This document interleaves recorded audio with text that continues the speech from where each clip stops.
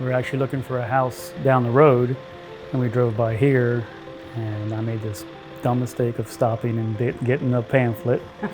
And we made the offer on the house, and it was accepted, and moved in. And I said, well, if we're going to be here, very active, need to be doing stuff. And so I thought I was going to just work on the farm. We're going to get cattle.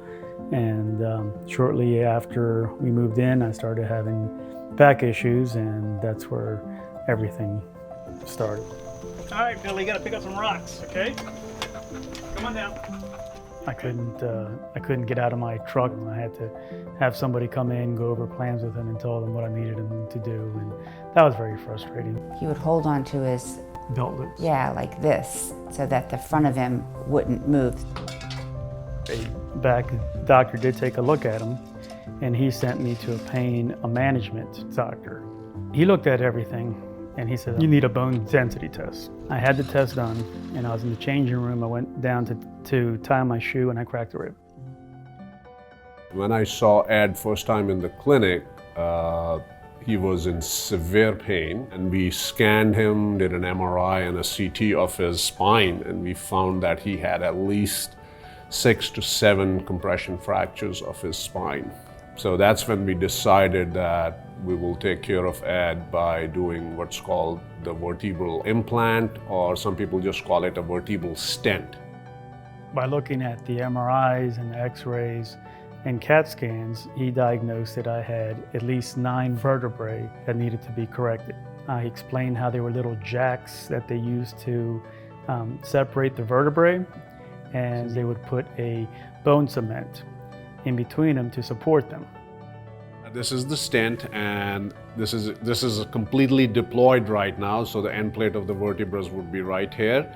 And if I would be happy with this position, then we will be starting to put cement in, and there are 2 side holes in this central bar, and that's where the cement comes out and fills up this central portion of the implant and anchors the implant within the vertebra. Ed had about 6 or 7 fractures, and we do 3 levels in one sitting. So I picked his worst 3 levels, which were giving him the most pain, and we treated those 3 levels, and we put implants in 2 of them, which was where the fulcrum of his curve was, so that we could actually restore some height so that it could straighten up his spine a little bit. Only few places offer this treatment all over the country, and Hopkins is one of the premier sites for this. You want more? Yes or no? I saw him the 2nd or 3rd day after I had done the procedure. I was so glad to see him walking straight with his back up without somebody holding him. It's amazing when you see that your patients feel so much better within few days of the procedure. That's what we strive for, and that's what we really want. That makes your day, that makes your week, that makes your month. If you think about it, in the middle of May, we had a hospital bed in our family room. We had a walker, we had a cane. You were hardly getting around, and you've been so fine since your 3rd surgery that you can do all the stuff that you were doing before. Mm-hmm.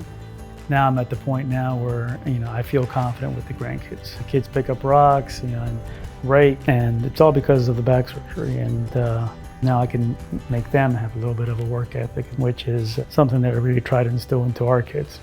You lose your independence, and when you start getting your independence back, it's a great feeling.